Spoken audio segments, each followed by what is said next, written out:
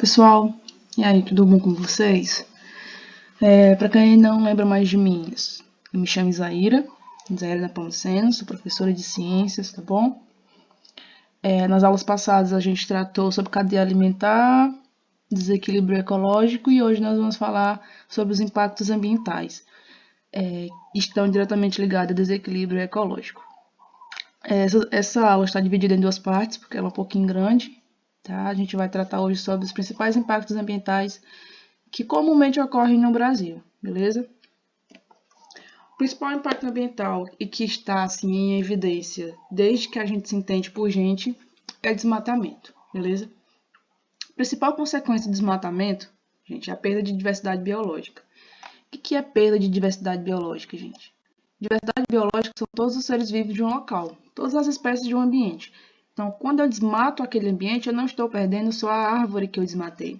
Eu perdi ali o habitat de animais que estavam vivendo ali. Então, se aquele animal não tem mais a casa dele, ele tende a sair daquele local. Então, eu perdi diversidade biológica, eu perdi espécies daquele local que foi desmatado, tá? O Brasil, ele luta constantemente contra o desmatamento, tá? Uma prática, infelizmente, corriqueira aqui no nosso país. E ele perdeu aí, entre 2001 e 2018, cerca de 53 milhões de hectares de área florestal. Isso significa aí 10% de todas as nossas florestas, né? É muita coisa. O Brasil é um país continental, então você tirar 10% de sua área florestal, sendo que o país é quase todo coberto por florestas, é muita coisa, tá bom? E por que as pessoas desmatam? Urbanização. E quando eu estou falando de urbanização, eu falo de crescimento de cidades, tá? Construção de casas, de prédios, de empresas, tudo isso entra aqui, urbanização e agropecuária. O Brasil é um dos países que mais exportam grãos, soja, milho. Então, para que hajam essas monoculturas, os donos de produções, eles tendem a desmatar áreas para plantar. Então, quando eles desmatam, a gente está perdendo diversidade biológica, a gente está perdendo nossas espécies para manter o agronegócio de pé. E quais são os principais biomas que sofrem com isso? A Amazônia está bem em evidência, Floresta Atlântica, que é desmatada desde que o Brasil foi descoberto, e o Cerrado. Tá? O Cerrado está no centro do Brasil, onde o crescimento do desmatamento para a produção de soja está se elevando cada vez mais. Tá? O Cerrado já perdeu aí cerca de metade da sua área original para o desmatamento. Só que, vamos olhar aqui para esse gráfico. O Brasil vinha numa diminuição crescente de desmatamento. Desde 2004 a gente tinha níveis muito baixos de desmatamento. A gente estava conseguindo vencer isso, né? Mas aí, quando políticas deixam de ser aceitas e deixam de ser impostas, ele volta a crescer de novo, como o caso do ano passado, que o desmatamento na Amazônia cresceu em quase 30%.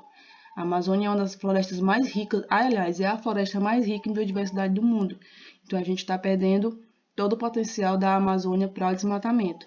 Se a gente for olhar então o gráfico de desmatamento por estado, a gente vai ver que que o Mato Grosso do Sul, Mato Grosso e o Pará são estados que mais sofrem com o desmatamento. O Mato Grosso está inserido no contexto do Cerrado e o Pará dentro da Amazônia, tá bom? Outro impacto ambiental que ficou bastante em evidência nos últimos tempos. O rompimento das barragens lá da Vale, em Mariana e em Brumadinho, tá? A barragem de Mariana aconteceu em 2005, tá? Era uma propriedade da Samarco, que era uma empresa que era um empreendimento da Vale.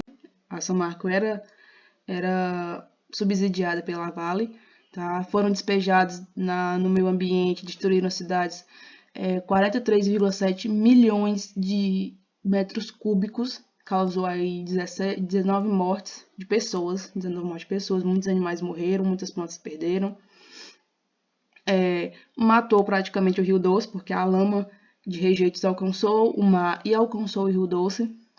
E esse Rio Doce, ele abastecia aí 230 municípios, matou milhares de peixes, milhões e milhões de peixes. Só foram tirados do Rio Doce, gente, 11 toneladas de peixe mortos. Esses peixes abasteciam essas cidades por onde o Rio Doce passava, assim como a água também do rio abastecia as casas. Então foi um desastre ambiental assim, sem cálculo, sem medidas. É considerado o maior desastre ambiental do Brasil, tá? A barragem de Brumadinho, que ocorreu no ano passado, em 2019, ela também pertencia à Vale, tá? Foram despejados bem menos rejeitos, mas o impacto se equivale porque a barragem de Brumadinho matou 241 pessoas, enquanto a de Mariana foi apenas 19 mortes humanas. Mas essa lama, ela também atingiu rios, por pouco não atinge o mar, tá? Ela continha ferro, sílica. Não são, assim, elementos considerados muito tóxicos, mas causou um impacto negativo por onde ela passou, afetou a qualidade da água, tá bom? São impactos que se equivalem um por ser considerado o maior desastre ambiental do Brasil e o outro porque causou o maior número de mortes em um rompimento de barragens, tá?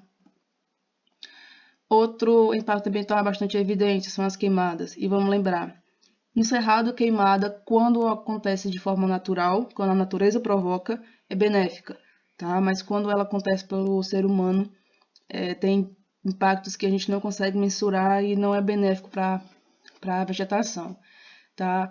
Ano passado, ela alcançou um aumento de 196% em relação ao mesmo ano, ao mesmo período do ano anterior. Isso que está relacionado com as queimadas na Amazônia, tá bom?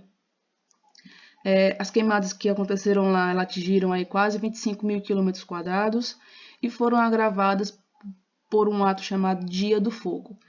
O Dia do Fogo, pessoal, consistiu num negócio assim bem bizarro, sabe?